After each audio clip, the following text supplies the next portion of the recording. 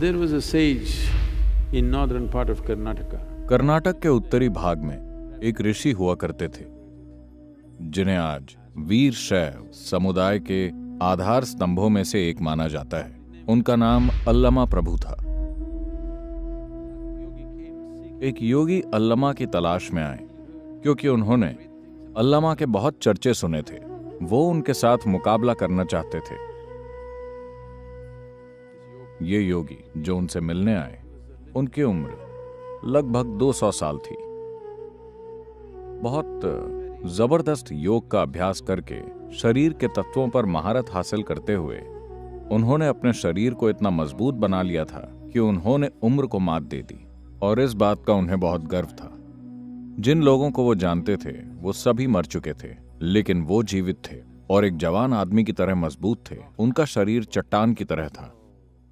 तो वो अल्लमा के पास आए। वो एक नदी के किनारे पर मिले और उन्होंने अल्लमा से कहा, देखो, मैं ही असली योगी हूं।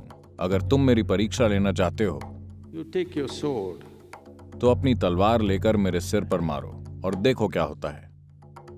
अल्लमा ने कहा, ठीक है, और अपनी तलवार ली और उनके सिर पर दे मारी।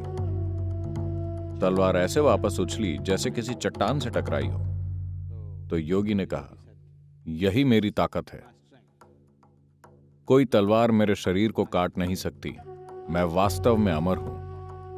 फिर उसने पूछा, तुम क्या कर सकते हो?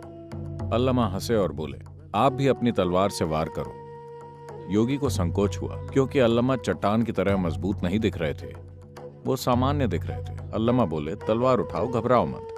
तो उन्होंने तलवार उठाई और पूरी ताकत से उनके सिर पर वार किया। तलवार उनके शरीर से सीधे ऐसे निकल गई जैसे हवा से होकर गुजरी हो।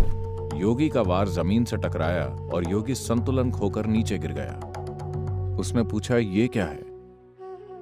उन्होंने कहा, ये या वो नहीं है, ये शिव है। ये नहीं है और वो भी नहीं है। If it is this or that. अगर ये हो या फिर वो हो तो इसमें कुछ गुण होंगे। ना तो ये है और ना ही ये वो है। ये शिव है, ये वो है जो है ही नहीं।